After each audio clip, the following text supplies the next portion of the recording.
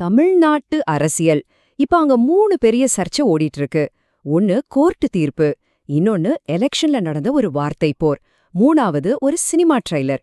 பாக்கறதுக்கு இது மூணுக்கும் எந்த சம்பந்தமும் இல்லாத மாதிரி தான் தெரியும். ஆனா வல்லால் மீடியாவுடைய ஒரு லேட்டஸ்ட் அனாலிசிஸ் என்ன சொல்லுதுன்னா, இது எல்லாமே ஒன்னோட ஒன்னு கனெக்ட் ஆனது, ஒரே கதையோட வேற வேற பாகங்கள்னு சொல்லுது. வாங்க அது என்னன்னு விரிவா பாப்போம். ஒரு கோர்ட் வேர்டிக்ட், ஒரு பொலிட்டிக்கல் ஃபைட், அப்புறம் ஒரு படத்தோட ட்ரெய்லர், இது எப்படிங்க ஒரே சிக்கலான அரசியல் கதையா மாறும்? ஒருவேளை உங்களுக்கு இந்த கேள்வி இருக்கலாம்.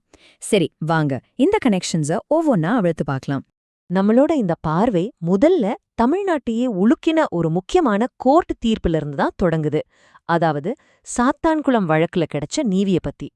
கிட்டத்தட்ட 6 வருஷத்துக்கு முன்னாடி நடந்த அந்த சாத்தான்குளம் இரட்டை கொலை வழக்குல சம்பந்தப்பட்ட போலீஸ் ஆஃபீஸர்ஸ்க்கு இரட்டை மரண தண்டனை விதிச்சு கோர்ட்டு தீர்ப்பளிச்சிருக்கு.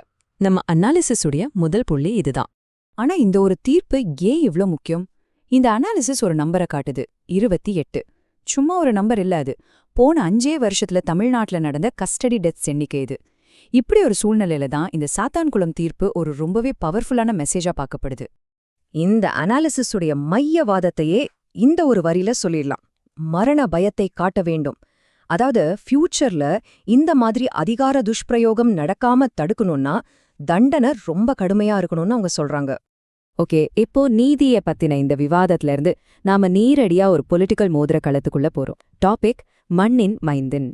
இந்த வார்த்தை போருக்குள்ள யார் இருக்காங்கன்னா, ஒரு பக்கம் கார்த்தி சிதம்பரம், இன்னொரு பக்கம் நாம் தமிழர் கட்சி தலைவர் சீமான். காரைக்குடி தொகுதியில சீமான் ஒரு வெளியால், எலெக்ஷன் முடிஞ்சா போயிடுவாருன்னு கார்த்தி சிதம்பரம் குற்றம் சாட்டுறாரு. ஆனா இந்த அனாலிசிஸ் 2 பேர் சைட்ல இருந்தும் என்னென்ன வாதங்கள் வருதுன்னு ஆழமா அலசுது. இந்த மண்ணின் மைந்தன் வாதத்துல இருக்கிற லாஜிக்க கேள்வி கேட்க இந்த அனாலிசிஸ் ஒரு முக்கியமான பாயிண்ட முன்வைக்குது. ஒரு தொகுதியில உள்ளூரால தான் நிக்கணும்னா அப்ப சோனியா காந்தி மாதிரி நேஷனல் லீடர்ஸ் வேற மாநிலங்கள்ல போட்டியிடுறதுல என்னன்னு சொல்றது? இது காங்கிரஸ் கட்சிக்குள்ளேயே இருக்கிற ஒரு முரண்பாடுன்னு சுட்டிக்காட்டப்படுது. அவங்களோட விமர்சனத்துக்கு இன்னும் வலு சேர்க்க அனலிஸ்ட் நம்மள 2009க்கு கூட்டிட்டு போறாங்க.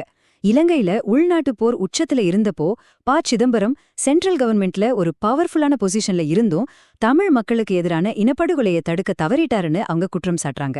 இது சிதம்பரம் குடும்பம் தமிழர்களோட பிரதிநிதிகள்னு சொல்றதையே கேள்விக்குள்ளாக்குதுன்னு இந்த ஆய்வு சொல்லுது.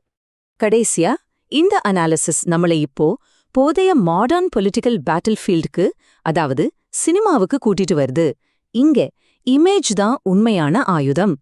இங்க ரொம்ப இன்ட்ரெஸ்டிங்கான ஒரு வார்த்தையை அவங்க யூஸ் பண்றாங்க, எலிப்பொறி.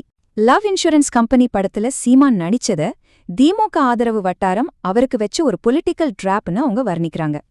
இது ஏன் ஒரு சிம்பிளான ஆக்டிங் சான்ஸ் இல்லைன்னு சொல்றாங்க? முதல்ல டைமிங். எலெக்ஷனுக்கு வெறும் 13 நாளைக்கு முன்னாடி ரிலீஸ் ஆகுது.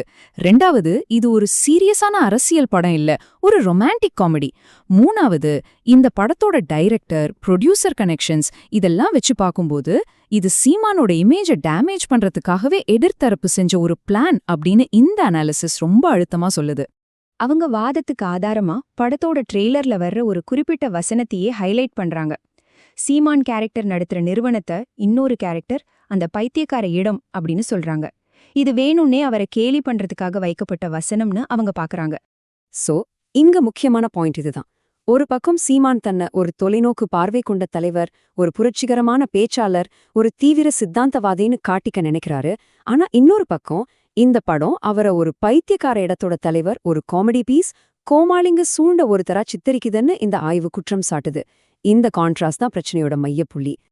இந்த அனாலிசிஸ்ல வெளிப்படுற அந்த ஆழ்ந்த ஏமாற்றத்தை இந்த ஒரு மேற்கோள் தெளிவா காட்டுது. தமிழ் தேசிய பெருங்கனவை அவர்கள் அற்பப்படுத்துகிறார்கள். இது ஒரு தனிப்பட்ட நபர் மேல நடந்த தாக்குதல் மட்டும் இல்ல, இது ஒரு முழு அரசியல் இயக்கத்துக்கே செஞ்ச அவமானம்னு அவங்க கருதுறாங்க. சோ கடைசியா இந்த அனாலிசிஸ் நம்ம முன்னாடி ஒரு பெரிய கேள்வியை வைக்குது. இன்னைக்கு இருக்கிற பொலிட்டிக்கல் ஃபீல்ட்ல ஒரு தலைவரோட இமேஜை எது டிஃபைன் பண்ணுது? அவங்களோட ஐடியாலஜியா, இல்ல அவங்கள பத்தி சினிமா மாதிரி பாப்புலர் கல்ச்சர் வரைகிற சித்திரமா? இதுக்கான பதில் நீங்க நினைக்கிறத விட ரொம்பவே காம்ப்ளெக்ஸானது.